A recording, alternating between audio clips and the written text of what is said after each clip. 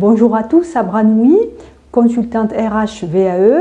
Voyons à présent en quoi consiste une démarche VAE. Son principe, qu'est-ce qu'une VAE?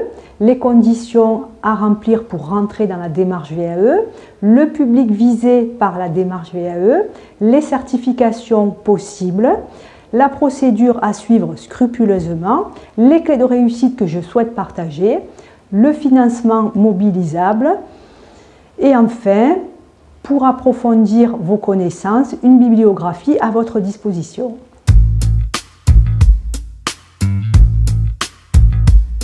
Voyons à présent qu'est-ce que la VAE. La VAE permet d'obtenir tout ou partie d'un diplôme, d'un titre, d'une certification professionnelle. Autrement dit, l'expérience va donner une équivalence en termes de diplôme. Chaque diplôme est défini dans des référentiels de diplômes divisés par bloc de compétences. Le diplôme est le même diplôme que ce soit en accès formation ou en VAE. Il se repose sur des enseignements théoriques et des enseignements pratiques.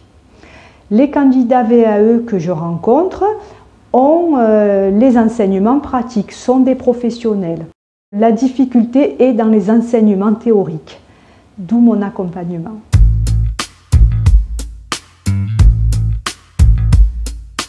Voyons à présent les conditions à remplir pour rentrer dans une démarche VAE.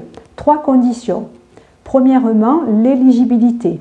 Il vous sera demandé 1 an d'activité en relation avec le diplôme que vous visez pour rentrer dans la démarche VAE.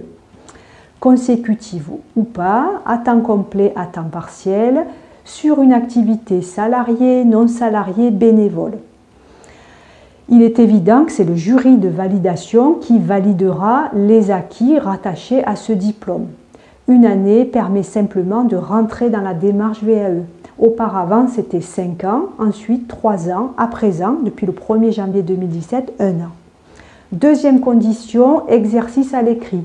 La VAE est un exercice à l'écrit. Vous aurez à rédiger un mémoire et construire un mémoire professionnel qui valorise votre expérience. Troisième condition, démonstratif.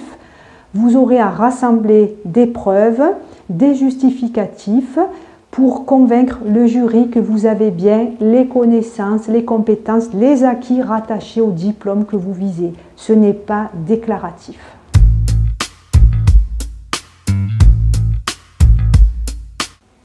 Voyons à présent qui est visé par la VAE.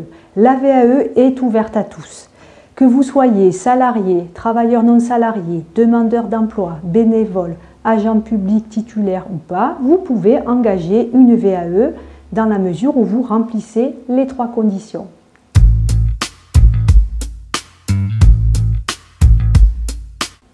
Voyons à présent les certifications possibles disponibles. Toutes les certifications professionnelles sont inscrites dans une base RNCP, Répertoire national des certificats professionnels, disponible et consultable de tous.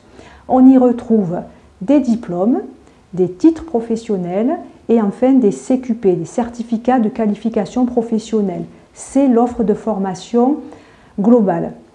Il faut savoir que comme les métiers évoluent, les diplômes, les certifications évoluent. On y retrouve des nouveaux diplômes et des diplômes obsolètes. C'est une base vivante.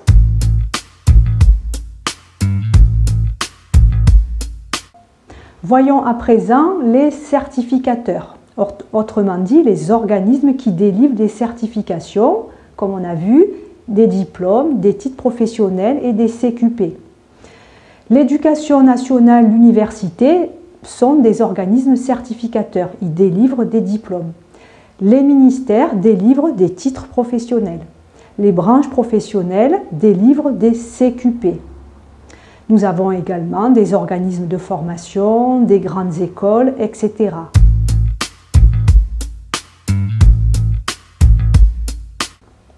Voyons à présent le niveau d'études. Toutes les certifications de la base RNCP sont classées par niveau d'études. 5 niveaux d'études que les candidats à la VAE doivent connaître. Niveau 5 correspond à un CAP. Niveau 4 correspond au bac, pro, technique générale. Le niveau 3 correspond à un bac plus 2, BTS, DUT, DUST. Le niveau 2 correspond à la licence générale professionnelle et au Master 1. On retrouve le niveau 1, le Master 2, les écoles d'ingénieurs, les écoles de commerce, etc.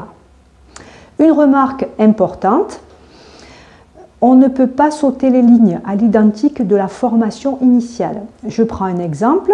Un candidat à la VAE qui a un niveau bac et qui se positionne au regard de ses responsabilités sur un niveau licence, sur un niveau 2, donc on va d'abord passer par un niveau 3. On va se positionner sur une VAE niveau 3, bac plus 2, BTS, DUT, DUST, avant d'aller dans une deuxième étape sur le niveau de licence.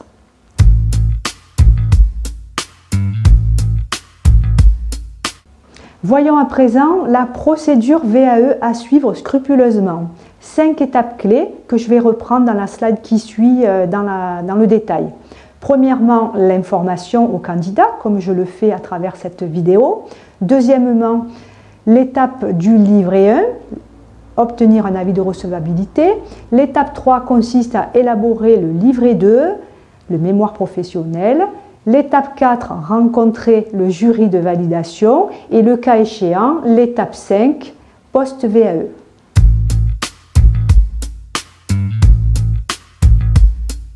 Voyons à présent la procédure VAE dans le détail des 5 étapes clés vues précédemment. Étape numéro 1, information, comme je le fais là à travers cette vidéo pédagogique. C'est surtout la confirmation pour le candidat de rentrer dans la démarche VAE. Cela correspond à son projet professionnel de se qualifier, de valoriser son expérience professionnelle. Étape numéro 2, le livret 1. Il consiste à travers des entretiens approfondis, je vais analyser les connaissances, les compétences, les acquis qu'il a développés, c'est ma valeur ajoutée.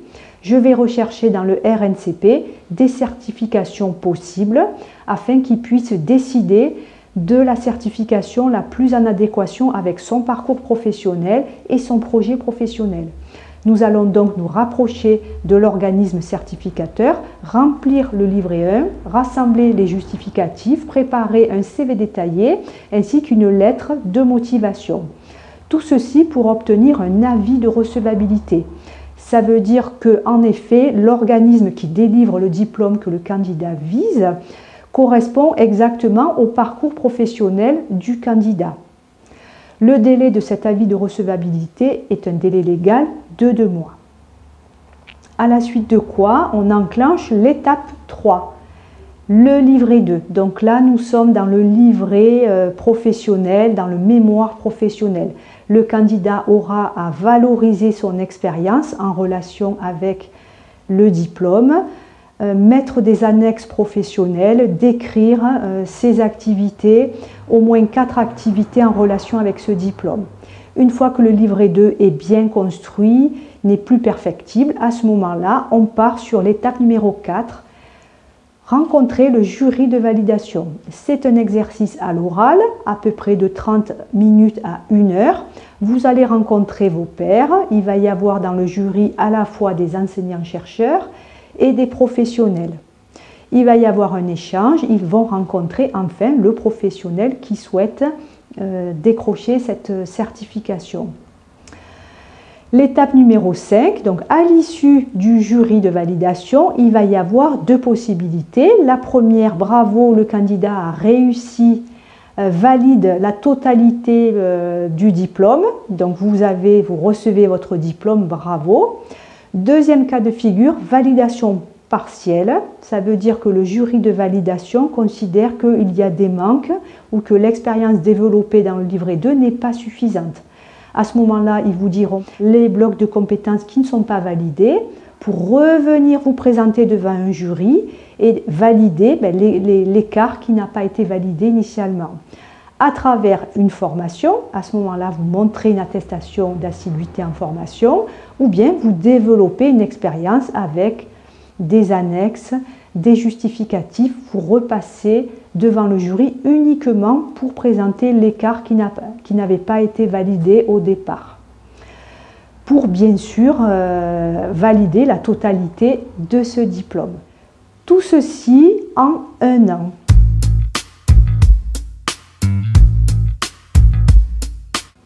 Voyons à présent les clés de réussite que je souhaite partager au vu de mon expérience. Le candidat qui est volontaire, porteur de son projet, qui est motivé, qui est déterminé, qui est dynamique, c'est-à-dire qu'il va s'organiser, il va se rendre disponible pour sa VAE, va permettre à ce candidat de réussir. Le candidat, bien entendu, doit être à l'aise à l'écrit, puisque, comme je vous l'ai dit, le livret 2 est essentiellement à l'écrit. Si vous avez des difficultés à l'écrit, je vous recommande, avant d'engager une VAE, de faire un travail sur une remise à niveau en français, rédiger le style, le vocabulaire, l'orthographe, avant de vous trouver dans une VAE où là, vous mettez en avant vos compétences professionnelles. Le deuxième point, au-delà de l'écrit, c'est vraiment être à l'aise également avec les outils bureautiques. En ce qui me concerne, on va avoir des échanges via la messagerie et via des documents sur Word.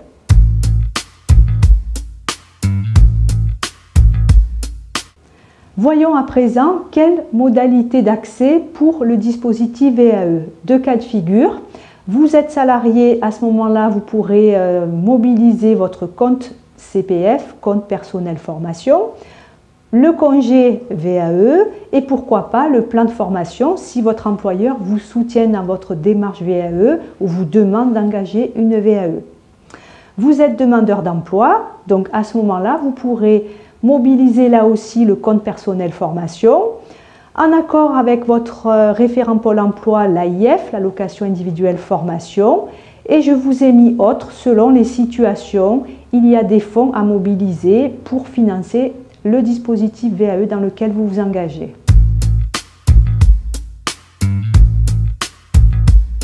Voyons à présent mes statistiques. 110 dossiers gérés et clôturés à aujourd'hui.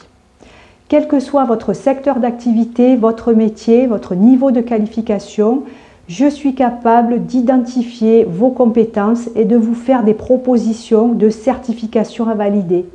C'est ma valeur ajoutée, c'est mon expertise.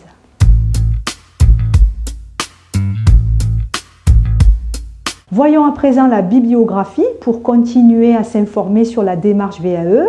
Plusieurs sites institutionnels existent, je vous encourage bien entendu à les visiter.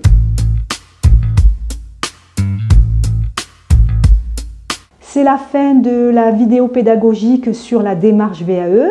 J'espère qu'elle vous a apporté. En tout cas, comme vous l'avez vu, j'ai fait de mon mieux. Pour ceux qui souhaitent avoir des informations, des conseils, un audit, ou pour ceux qui sont prêts à se lancer dans la démarche VAE, je vous encourage à me mettre un mail. Je vous répondrai très vite. Merci beaucoup et à bientôt sur d'autres vidéos.